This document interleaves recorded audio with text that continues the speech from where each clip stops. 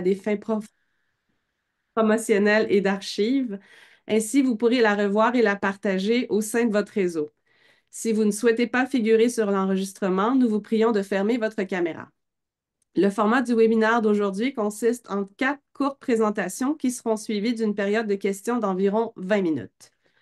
Tout d'abord, nous aurons le plaisir d'entendre Madame Claire Davis, professeure titulaire au département de génie mécanique et des matériaux de l'Université Queen's et directrice du laboratoire de recherche Building and Designing Assistive Technologies. Professor Davis is collaborating with persons with disabilities as a therapeutic recreationist, a specialist, a Special Olympic coach, a rehabilitation engineer, and more recently, a researcher and supervisor. Our research group has made significant contributions in translational research in the area of assistive technology design and development. Our projects are interdisciplinary, participatory, and include clinician input resulting in the development of therapies and devices that are usable and effective, ensuring equity and inclusion in design. Nous aurons ensuite le plaisir d'accueillir M. Joé Nomargut, professeur adjoint à l'École d'optométrie de l'Université de Montréal. Il est chercheur du CRIR à l'Institut Nazareth et Louis Braille et au Centre de réadaptation Lethbridge Leighton Mackay. L'expertise du professeur Nomargut porte sur la réadaptation visuelle, en particulier en ce qui concerne la navigation et la mobilité des personnes ayant une déficience visuelle. Il est l'un des rares professeurs au monde à être certifié en orientation et mobilité et à être impliqué dans la recherche appliquée dans ce domaine. Ses projets de recherche portent sur l'utilisation des technologies d'assistance, l'apprentissage spatial et la prestation de services aux personnes ayant une déficience visuelle. Cette présentation sera suivie de celle de M. Chalume-Pierre, détenteur d'un doctorat en philosophie de l'Université Laval. Dans le cadre de ses fonctions comme professionnel de recherche à l'Institut Intelligence et Données de l'Université Laval, il a comme mandat d'outiller ses membres sur les pratiques éthiques et responsables en IA et en valorisation des données.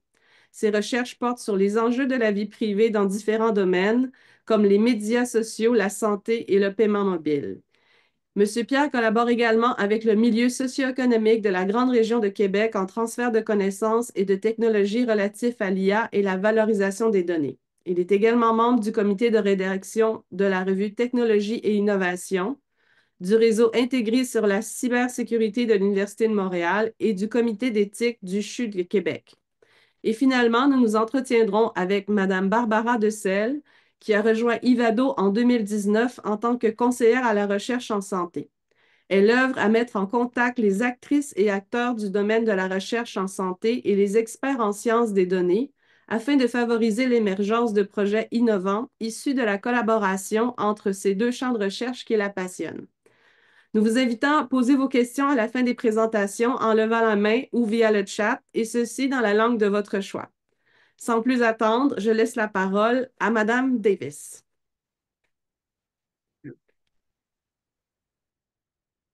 Good.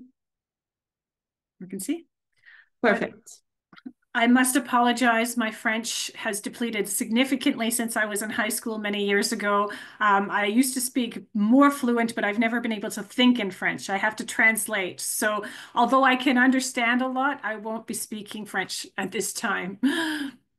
So my research is on understanding accessibility in recruitment, collection, and analysis, specifically for AI. So the main focus of my research is augmentative and alternative communication. So these are devices to enable people to speak or to be heard if they are unable to speak verbally. So one of the biggest problems with a lot of the participants that I work with is they cannot communicate verbally. So they might have autism, they might have cerebral palsy, they might have other disabilities that don't allow them to communicate. So as a result, they often use switch access where there's an on-screen keyboard and they can just click through. There's brain-computer interfaces, and you can see here a couple examples of brain-computer interfaces, or there's eye tracking devices, which you can also see in this particular picture. Now, one of the biggest problems is that a lot of these systems are can be effective for the intended population, but there's very little evidence to suggest that. And one of the main reasons for this is that most engineers don't actually talk to the client or work with the client throughout the design of the device. And machine learning algorithms are typically developed based on populations that are typically normalized. So then they take the algorithms and they try to apply those algorithms to persons with disabilities. And you'll find from this research that doesn't work. So as well, most AI systems are designed for Western educated, industrialized, rich, democratic populations. So they're not designed for populations with disabilities. The other thing is a lot of these systems are pre-configured, especially for the brain-computer interfaces, and they don't account for neurophysiological differences. So sometimes the brain might function in a different way for these populations. So my intention is to broaden these data sets to include populations of persons with disabilities and with intersectionality. So I'm just going to talk about three main areas here with respect to recruitment and diversification of databases in these particular populations. So persons with disabilities may require special transport. You may not get them in the lab really easily. Disabilities are not homogeneous. And when you're talking about AI, what you're talking about is the general population, the Gaussian distribution, the typically developed. And so these disabilities are actually falling at those 5% on either side that are really never actually looked at. So one of the problems is it's hard to bring in a group of people with disabilities that are the same. A lot of them are not as healthy, and they may or may not show up to recruitment to studies. They may require special services, or they may need caregivers to report on their behalf. And one of the biggest things that we have found is the intersectionality of race and disability has significant mental effects because they're treated differently, not only because of their disability, but also because of their culture. And that has created a lot of disparity in the data sets. So what we're suggesting with recruitment of people with disabilities is you have to make the test set up mobile and transportable. We found that if you make it mobile and transportable, you can take it to the location where you want to do the testing rather than requiring them to come to you. We found that the main data collection issues as well is that detection of physiological signals or with eye gaze. Although we will present a series of different stimuli, what we can't find is that not all those trials are very effective. So what we recommend is gamification to try to increase the effectiveness of that interaction with persons with disabilities. Make sure you've got the testing to be really engaging. Sorry, let's go back and see this Olaf. Maybe we won't see Olaf, but Olaf actually goes up and down the screen to encourage people to look at him so that the calibration makes it a lot easier. So by using gamification, we are enabling people to see more effectively. We're also using the environment in which the AI system will be used. That is critical. So another thing that we found is while consistency and methodology is important for research, it's important to also incorporate adaptability because in this population, you're not going to get everybody in exactly the same condition. So you have to be more adaptable in what you actually collect. With respect to data analysis, we found that it's very difficult to get good data to undertake machine learning. So every single trial becomes very important to evaluate. So you must be meticulous in ensuring accuracy and relevance. Analysis is very time consuming because you do have to make sure every trial individually works effectively. And it's important to improve data collection by allowing many breaks. So another idea is to collect lots and lots of data. So for instance, with the work that we do, we try and collect everything all at once. We do electrocardiography, galvanic skin response, how their heart rate is, and eye tracking signals. Just collecting lots and lots of data allows us to have more flexibility in combining different modes so that you can actually get a hybrid evaluation. To ensure good data, make sure you take lots of breaks. I think that was mentioned earlier, but it's important to take breaks and ensure good data at every step. By taking breaks, you can actually look back at the data to make sure it's right before going on to future trials. So it's all very important for researchers to reflect and include.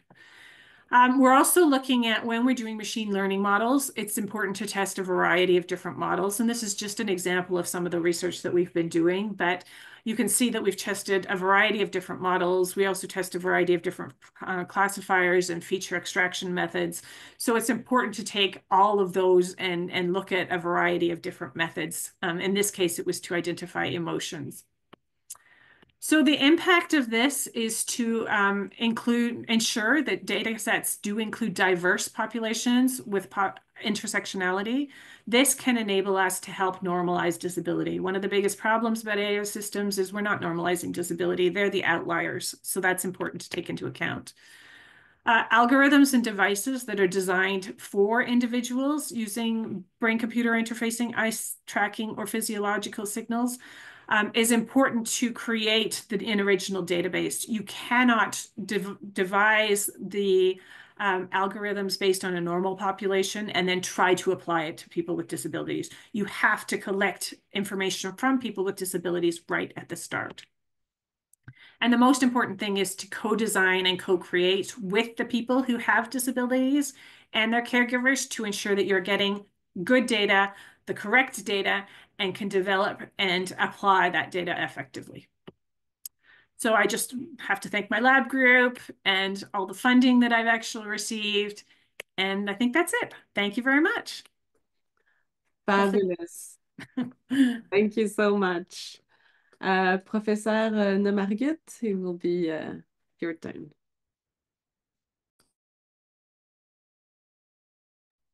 On voit, ouais.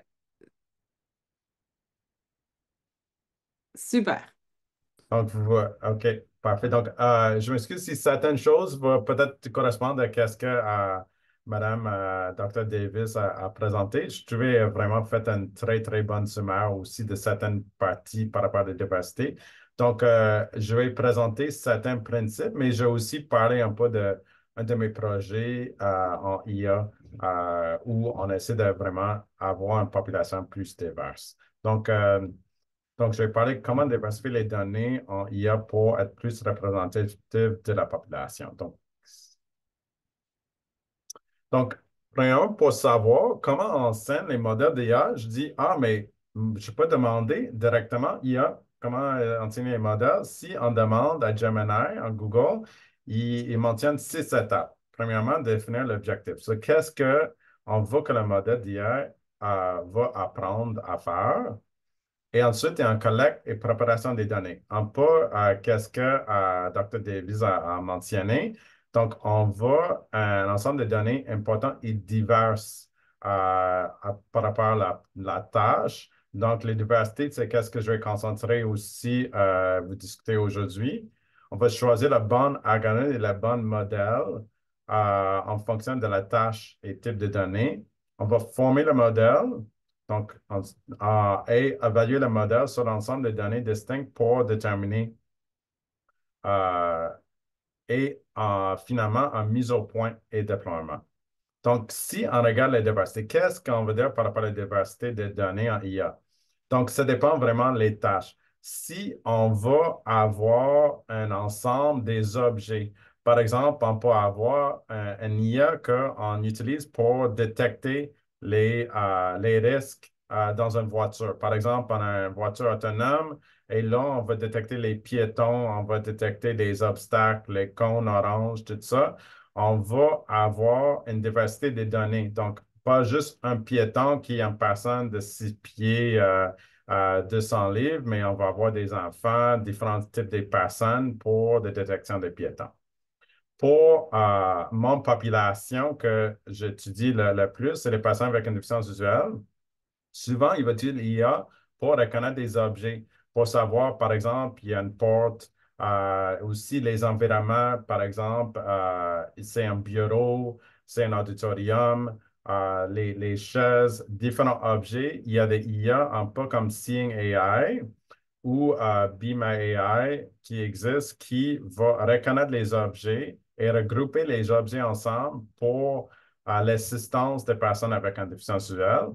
Il y a aussi de la diversité des personnes. Par exemple, un peu qu'est-ce que Mme Davis a mentionné, ça peut être utile pour comprendre les expressions faciales ou identifier les individus.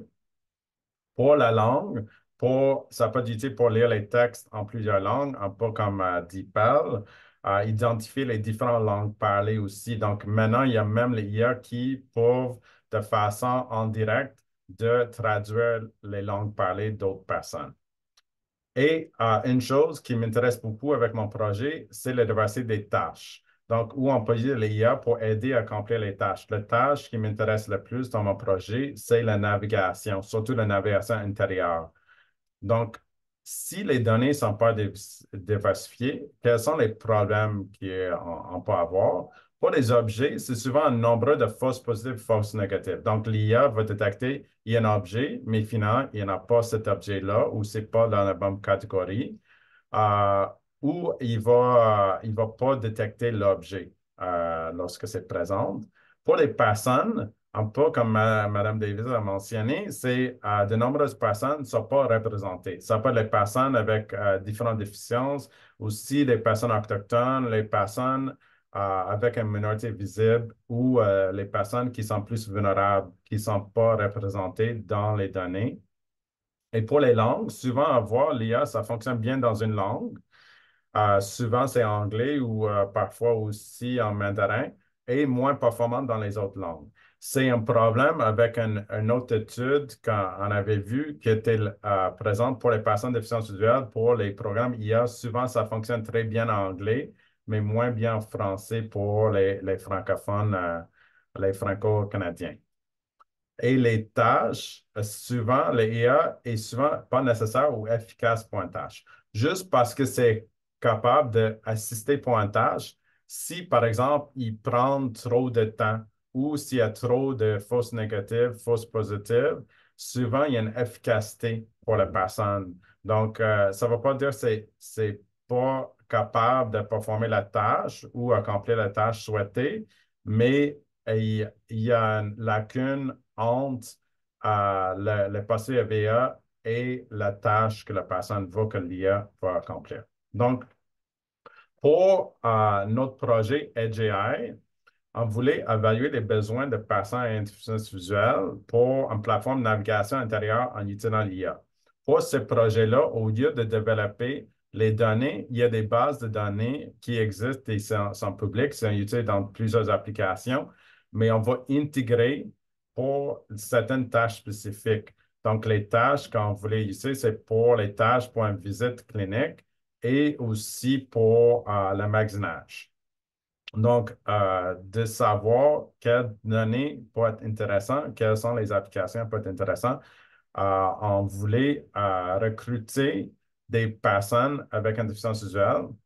Pour le recrutement, on a approché les associations de personnes de déficience visuelle. Par exemple, ici, il y a le regroupement des aveugles amblyopes de Montréal, métropolitain, il y a l'INCA, et aussi des groupes de médias sociaux et les centres de réadaptation visuelle comme les INLB et la Touch Lake Mackay.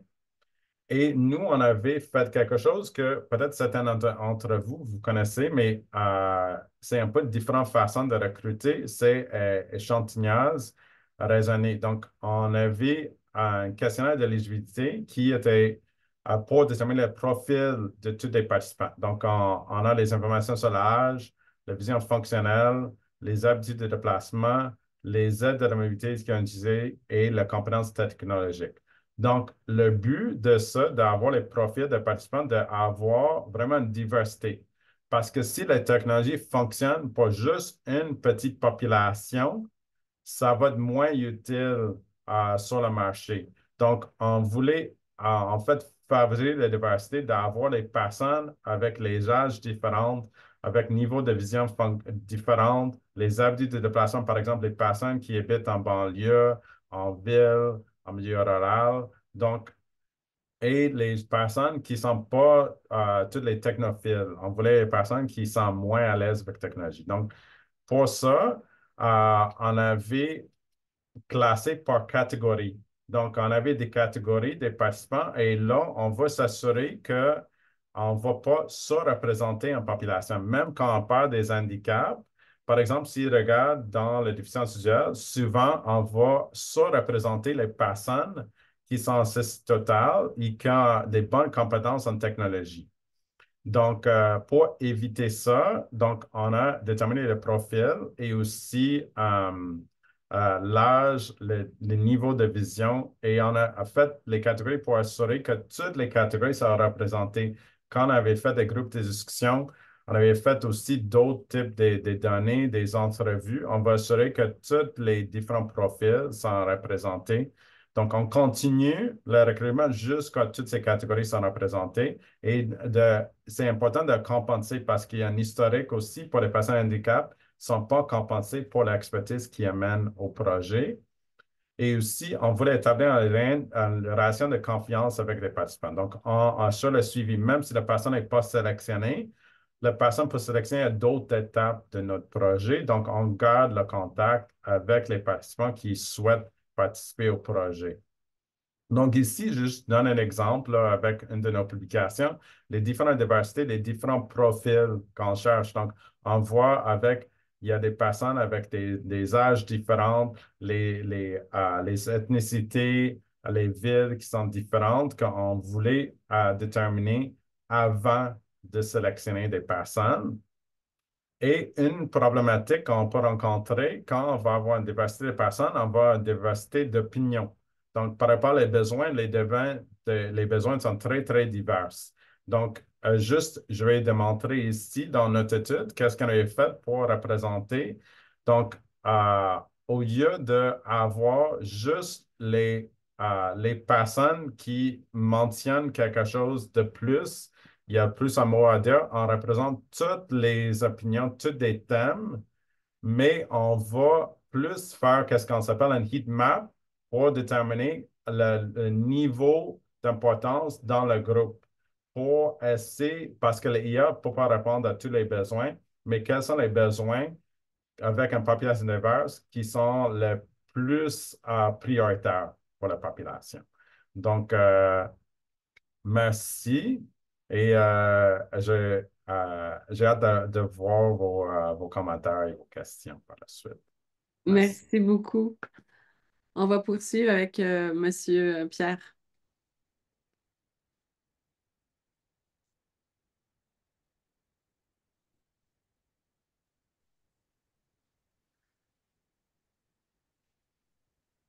Juste vous assurer là, de mettre, vous êtes sur mute, donc de mettre le microphone ouvert.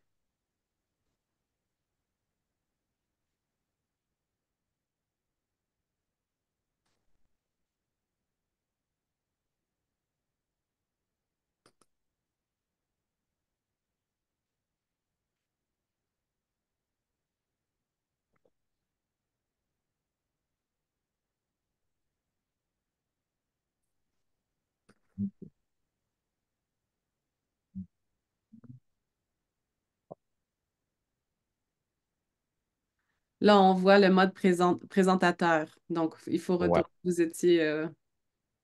parfait. Donc,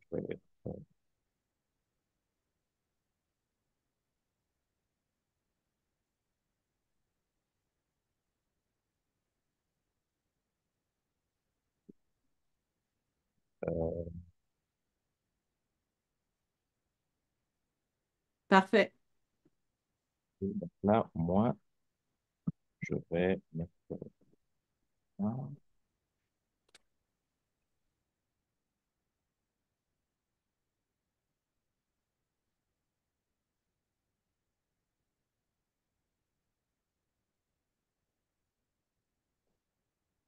Ah, parce que c'est pas-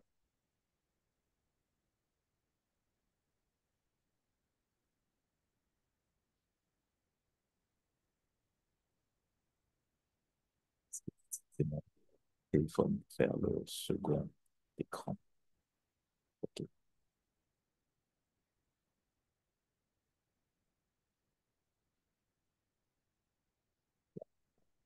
ça.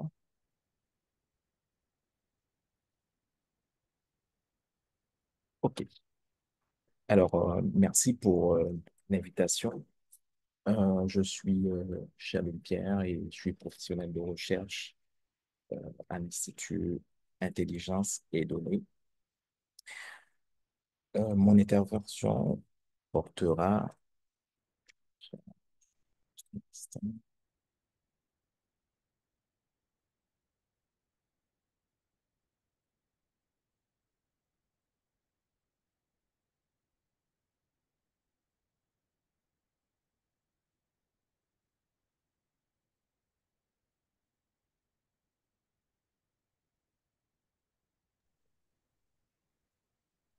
On vous entend pas, Monsieur Pierre. Je ne sais pas si...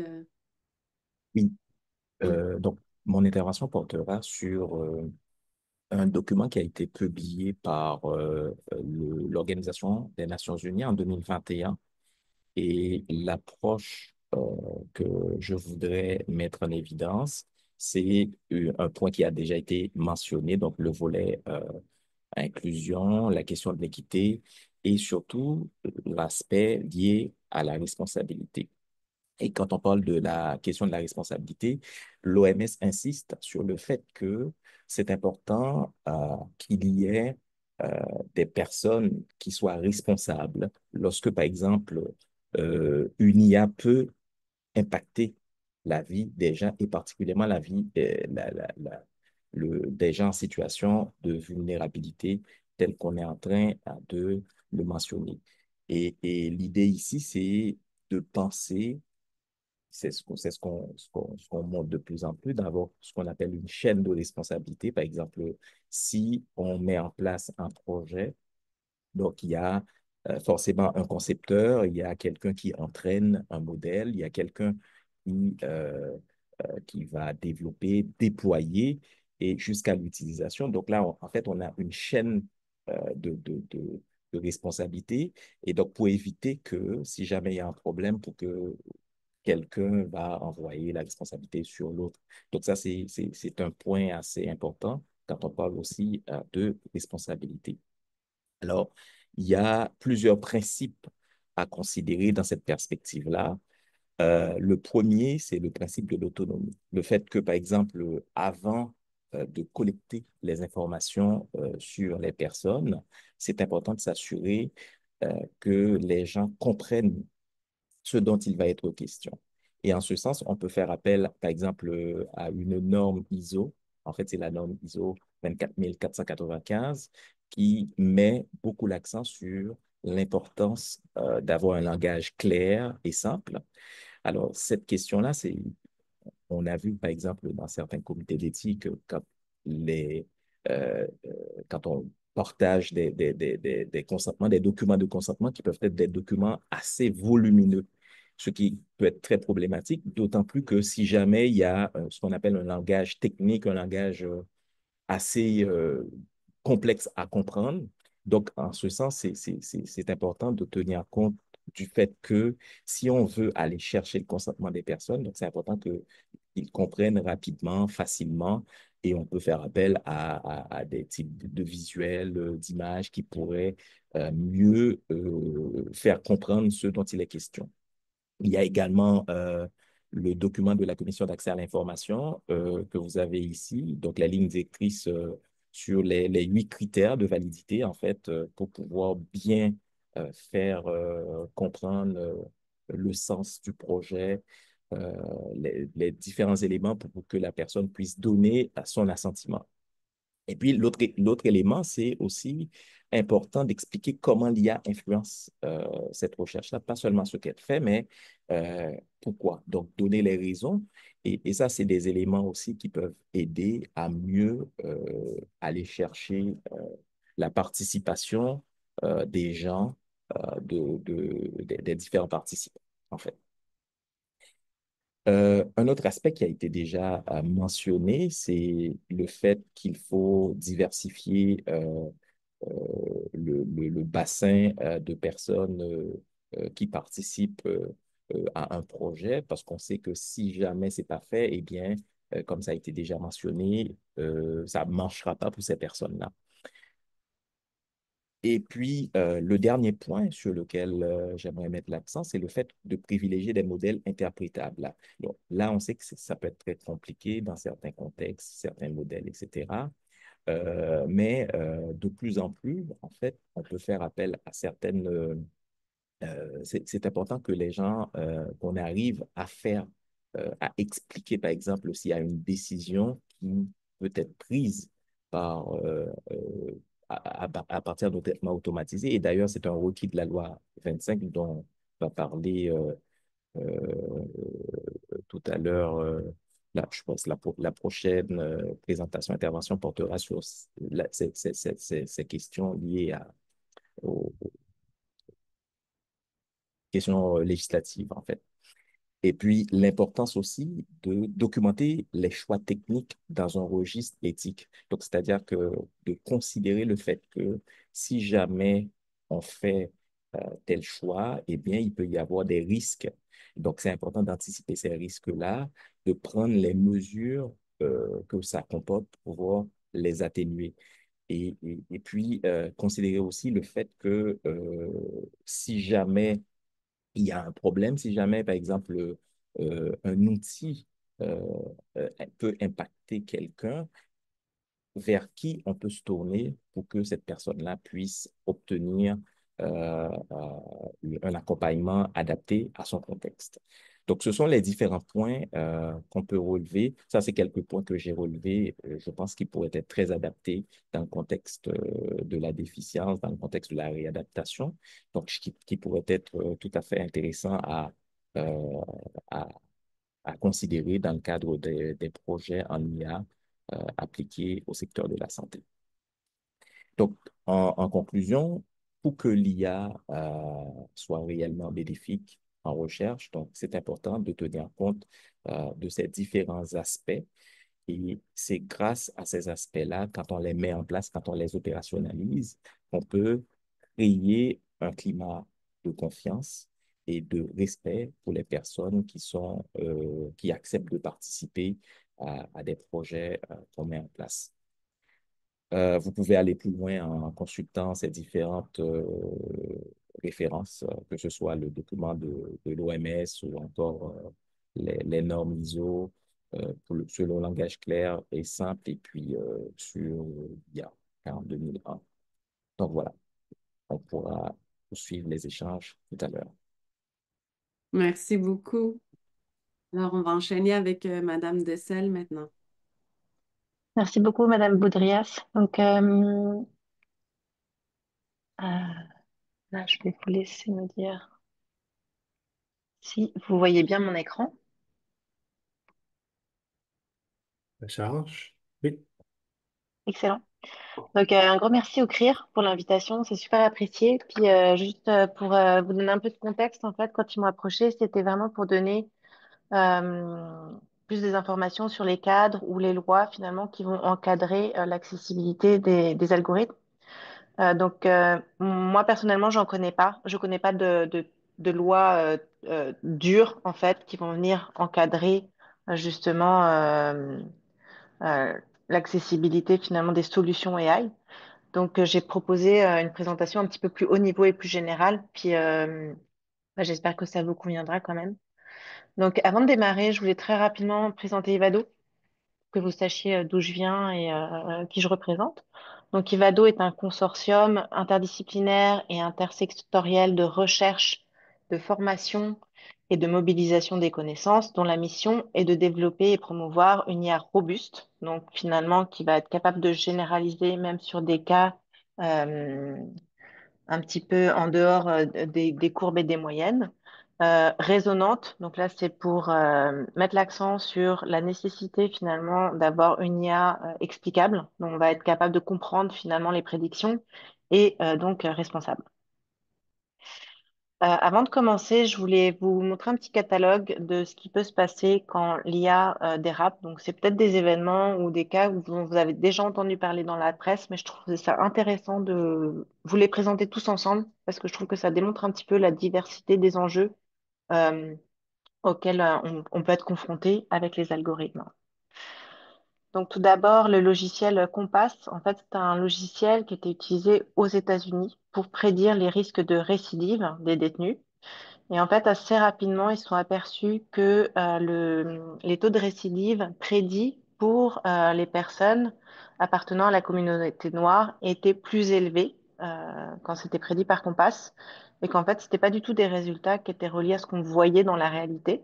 Donc là, on s'aperçoit que l'algorithme était biaisé, puis c'était un biais raciste, donc c'était quand même assez grave, puis ça avait des conséquences vraiment néfastes sur la vie d'individus. Un deuxième cas qui avait fait un gros scandale, c'est le cas de Clearview.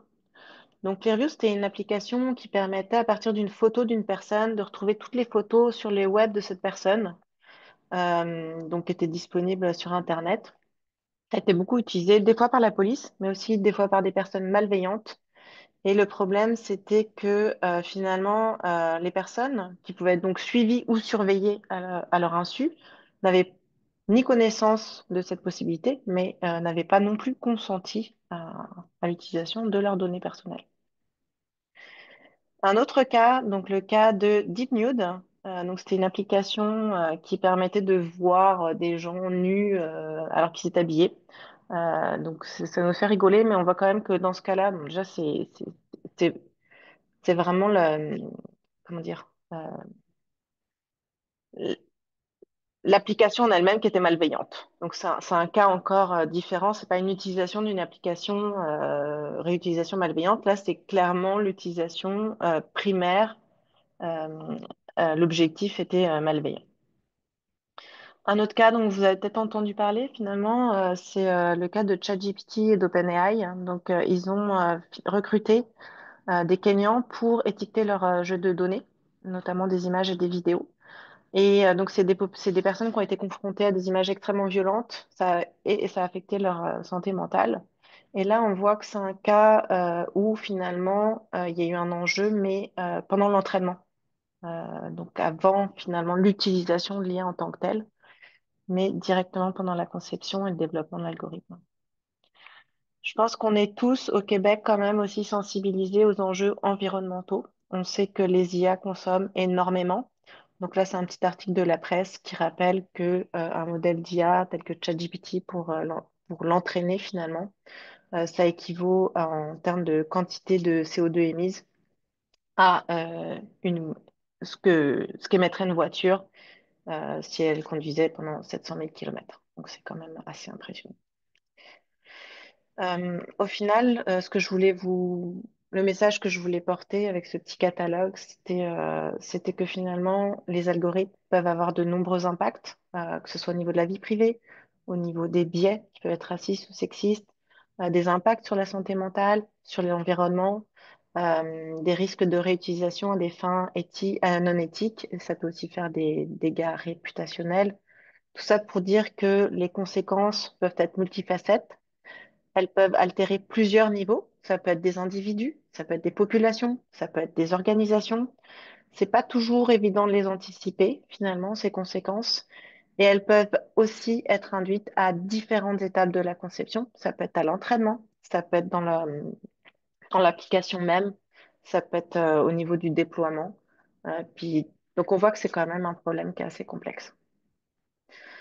Euh, donc, Ça démontre quand même la nécessité aussi de réglementer l'IA, parce que les conséquences peuvent être quand même, les impacts peuvent être importants. Et puis, c'est pas non plus une idée qui date d'hier. Donc là, je fais un petit clin d'œil aux fans de science-fiction avec Asimov, donc, qui était un écrivain qui imaginait un monde où il y avait déjà des robots intelligents.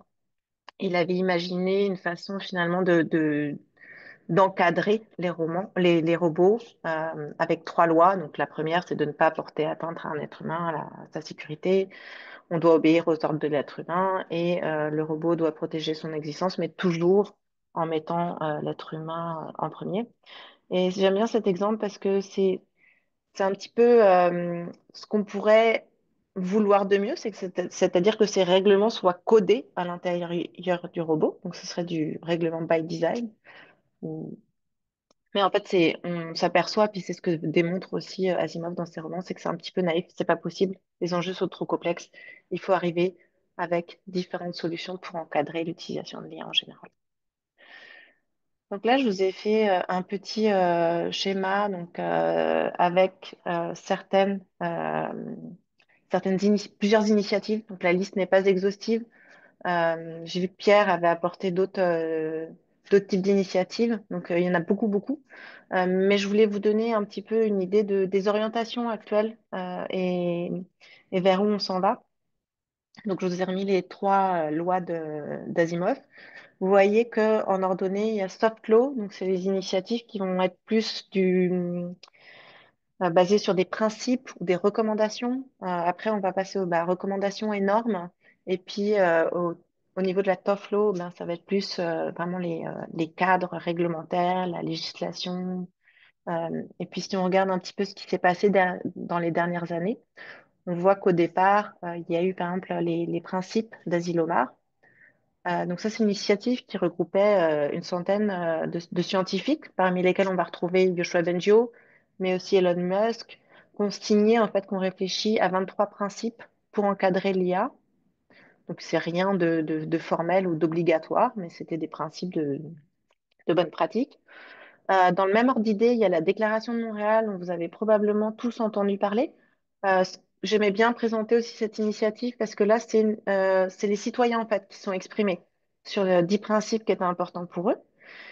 Et puis après, on va voir qu'au fur et à mesure du temps, il y a des organisations plus haut niveau, des fois euh, comme l'OCDE, l'UNESCO ou l'OMS, qui vont elles-mêmes émettre des recommandations. Il y a des normes qui vont être publiées. Donc là, j'ai mis la norme 42001 qui va porter sur l'IA responsable. Et enfin, finalement, on voit des propositions de loi qui apparaissent au niveau des États. Donc, il y a le premier cadre réglementaire de l'Union européenne qui est souvent très, très en avance pour tout ce qui est réglementation de l'intelligence artificielle. Le Canada qui est arrivé avec la loi sur l'intelligence artificielle et les données. Et je pense que c'est en 2024, finalement, l'Union européenne a vraiment fait le AI Act. Donc ça a été c'est entériné et ça doit être déployé. Euh, donc on voit un petit peu qu'on s'en va vers bah, on a eu beaucoup de soft laws qui ont émergé, puis finalement là ça se concrétise vraiment. C'est quelque chose de plus en plus concret.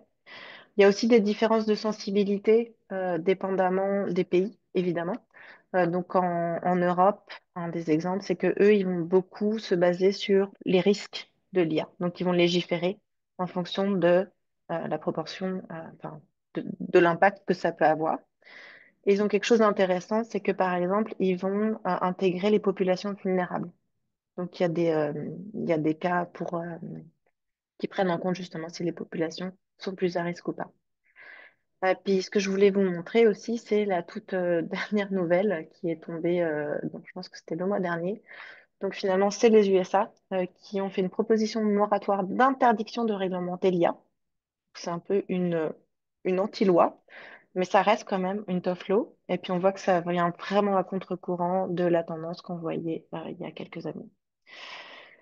Juste pour vous donner une petite idée aussi du type de principe qu'on va retrouver dans les initiatives plus de soft law, j'ai fait un nuage de mots avec tous les principes qu'on retrouve dans les principales chartes. Donc, ça me fera plaisir de toute façon de partager mon document si ça vous intéresse. Je voulais passer très rapidement. Donc, ce qu'on peut voir finalement, c'est que, en conclusion, c'est que moi, je vous ai présenté un espèce de panorama de paysage, mais on voit que c'est souvent des initiatives qui sont un petit peu fragmentées, diverses. On n'a pas tout le monde qui est d'accord sur il faut faire ci, il faut faire ça. C'est aussi c'est des recommandations et des lois, c'est complexe. Elles viennent s'emboîter les uns dans les autres. Donc, des fois, vous avez une loi qui va vous demander d'aller chercher une norme ISO pour démontrer que vous êtes bien responsable ou inclusif ou équitable. Un autre enjeu, c'est que les technologies évoluent très très rapidement comparativement aux lois, donc c'est un petit peu difficile de s'accorder là-dessus. C'est aussi des fois, quand c'est des principes, on ne sait pas très bien comment les mettre en action, donc ça c'est compliqué. Puis évidemment, faire de l'IA responsable, c'est un coût. Puis les gens veulent des fois développer rapidement, ça limite leur compétitivité, donc ça c'est un petit peu compliqué. Puis les incitatifs sont parfois faibles, malheureusement. Très rapidement, nous, quand on travaille avec des chercheurs ou des organisations, on va aussi les encourager à utiliser des cadres ou des grilles de réflexivité, donc qui peuvent être à haut niveau pour vraiment penser leur solution à 180, enfin 360 degrés. Donc, on utilise entre autres le cadre de l'OCDE qui permet vraiment de réfléchir à son modèle, mais pas tout seul. Il est dans un contexte économique. Il faut prendre les données en considération, les personnes et la planète. Puis évidemment la déclaration de Montréal, parce qu'elle est ancrée finalement dans notre culture. On recommande aussi évidemment de parler avec des experts, de s'entourer. Comme j'ai mentionné, c'est des problèmes complexes. Ça demande plusieurs types d'expertise. Donc c'est toujours un atout d'avoir un réseau diversifié. Et voilà, je vous remercie. Et, Merci beaucoup, Madame Dessel. C'était très, très intéressant de remettre tout ça en contexte. J'aimerais maintenant ouvrir la table de discussion en attendant que vous vous manifestiez. Maybe I would start with the first question for Madame Professor Davis. You talked about broadening data set, collecting a lot of data, and I couldn't help to think about like, you know, in order to do that, you need to share the data, you need to do data transfer agreement, and there's also the concept of identificability. So I was wondering like how you take that into account. So identification is the most difficult, I would say, and we primarily stick to EEG data. And although it can be detected, you can track back to the individual. It's not necessarily something that is done or can be done effectively, I guess, in the present time. But the data sharing, one of the things that we have been doing more recently is part of the ethics for at least Queen's University allows you to put together a repository right from the start. So that allows us to be able to integrate that right from the start, put into a repository, which enables that data transfer to occur much more quickly. And that's been very effective right from the start, and people are willing to participate in that regard. We do get consent and assent. Well, that's one of the other biggest problems is the caregiver often provides consent, and then we also need the assent. And so we need to make sure that we have the ability to detect assent from the individual so that the brain-computer interface or the augmentative alternative communication device has to be effective enough that they can provide that sort of information. Does that sufficiently answer your question? It's not a simple answer, but I think what I get from that is that you think before, right? So you implemented before. So when this issue come up, you have already thought about it, and then it's already like went through ethics and yeah. Oui, Madame Auger, on vous écoute. Bonjour, alors j'ai vraiment trouvé la présentation intéressante. Puis c'était intéressant de voir comment vous vous appuyez un sur l'autre. C'était vraiment très, très riche. Moi, vous m'avez éveillé au fait qu'il y avait une norme ISO que je ne connaissais pas sur l'IA. Et là, je vois que Kate Rousseau est là de notre comité d'éthique. Et là, je me dis donc, quand on dépose des projets au comité d'éthique, ben, on doit comme s'informer sur ces normes-là quand il y a de l'IA d'impliquer dans nos projets. Moi, à chaque fois que je cherche une norme ISO, ça me coûte, je sais pas trop, 300 là, pour l'avoir. Donc, c'est comme non éthique de devoir payer autant pour pouvoir se renseigner. Je ne sais pas comment, si vous avez des suggestions à nous faire, si on veut se donner accès à ces informations-là, choisir quel document. On dirait que je me dis, est-ce que ça va me coûter 1000 pour tomber sur le bon document? Et puis, comment est-ce que nos équipes, je pense en tout cas aux évaluations éthiques, mais aussi comment nous, comme équipe de recherche, comment on doit se préparer à faire face aux questions qu'on va nous poser là. Alors, je vois que tout le monde hoche de la tête, je ne sais pas qui va répondre. Il y a Barbara qui a écrit dans le chat, il existe d'autres normes NIST. Fait oui, donc je sais qu'il y a une norme de NIST, il faudrait que je vous retrouve le lien.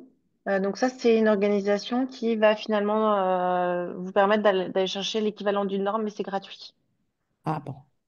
Ensuite, moi, il me semblait que tant que vous ne commercialisez pas, vous n'avez pas forcément besoin d'aller chercher une norme ISO. Hmm.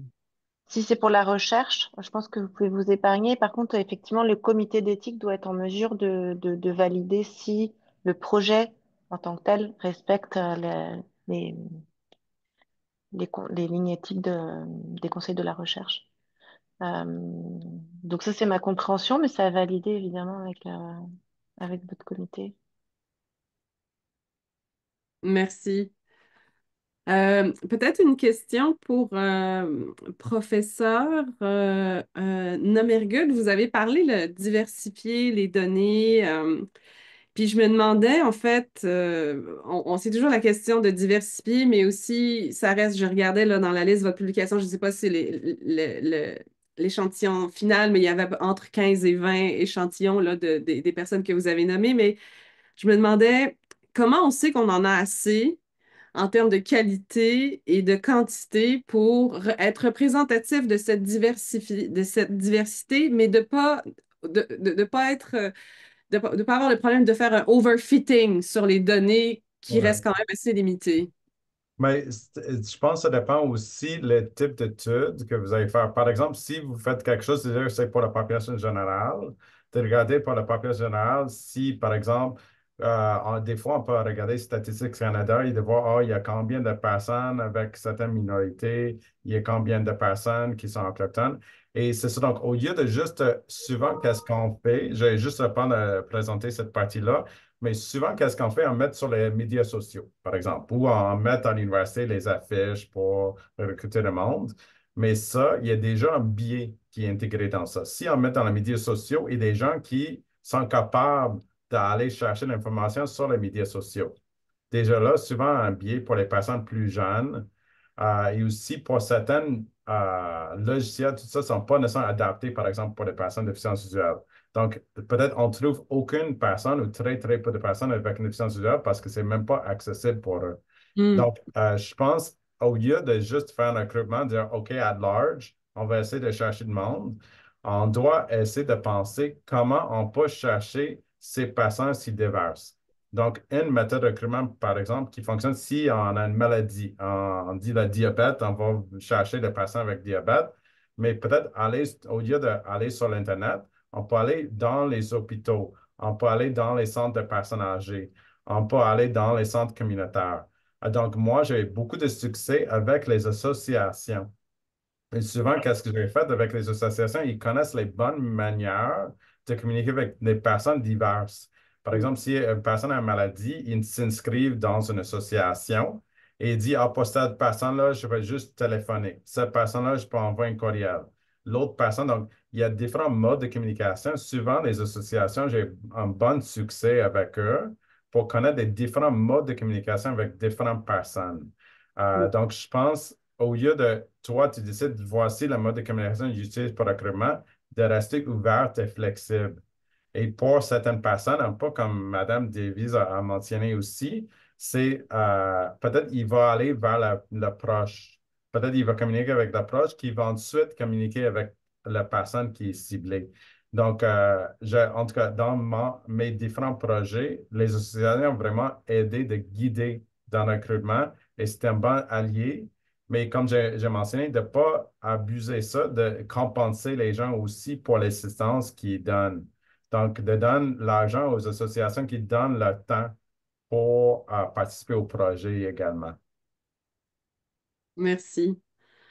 Puis peut-être, je vais terminer avec une question générale à tous. We talked about ligne directrice, like a frame, a chart, and a use of using AI in a responsible manner. But I feel like, it becomes, since there's no law, there's a frame in which you're supposed to work. So if it's always going to stay, or for the years to come, it's going to be your own like will to apply these rules. So is it, do you think it's gonna evolve? So c'est presque le bon vouloir de la personne à vouloir appliquer ces règles-là.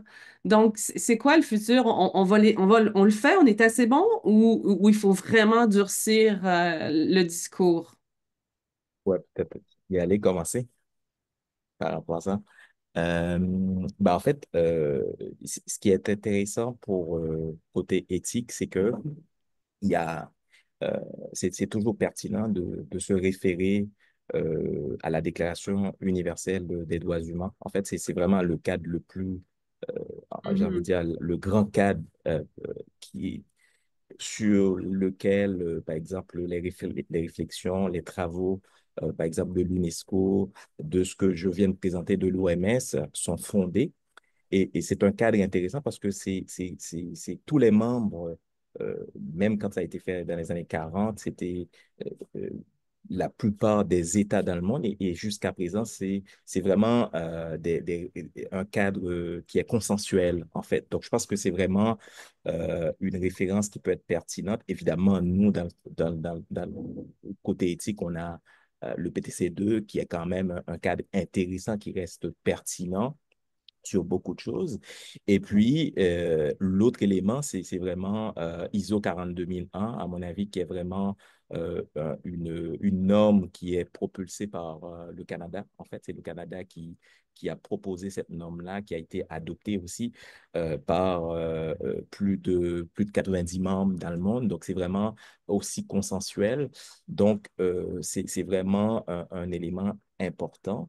Et l'un des points, par exemple, qu'on retrouve dans ISO 42001, c'est vraiment la question de la traçabilité, de documenter tout ce qu'on fait. Si on fait, pourquoi on a fait les choix de tel type de données, pourquoi on a fait le choix de tel type de modèle, comment ça a été entraîné, de tout documenter de telle sorte que si jamais il y a un problème, ben, on est capable de séquencer les enjeux et intervenir correctement parce que si on ne le fait pas de façon, en ayant cette documentation-là, ben, ça peut être très compliqué de pouvoir ben, soulever et puis régler les problèmes correctement. Donc, je pourrais commencer avec ces éléments-là. Merci. Rapidement, Madame Dessel, est-ce que vous avez quelque chose à rajouter? Oui, ben, je pense que si on regarde la tendance, on s'en va vers des réglementations plus dures.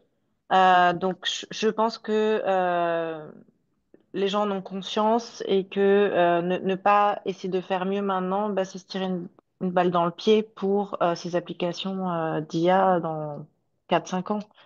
Donc, je pense que les gens en ont quand même conscience. Donc, il y a quand même un effort qui est fait aussi pour y adhérer. On va être de plus en plus redevable finalement. Mm. Ben, c'est déjà la fin. Je tiens à remercier chaudement nos panélistes d'aujourd'hui, ainsi que Mohamed Matlouti qui a coordonné l'organisation de cette rencontre. Je tiens aussi à vous remercier de vous être joints à nous en si grand nombre dans le cadre de cette série de webinaires sur l'IA. Nous espérons que les présentations vous auront été utiles pour mieux comprendre ce qu'est l'IA, comment elle peut être utilisée en réadaptation, où trouver les outils et le soutien pour l'intégrer dans vos recherches et comment l'utiliser de façon éthique et responsable, comme on l'a bien vu aujourd'hui. Nous vous invitons à répondre au questionnaire d'appréciation qui vous sera envoyé à la fin de cette rencontre. Et n'hésitez pas à nous laisser savoir si vous aimeriez poursuivre des discussions sur ces thématiques et on pourra organiser d'autres événements en conséquence. Alors sur ce, je vous dis merci et au revoir.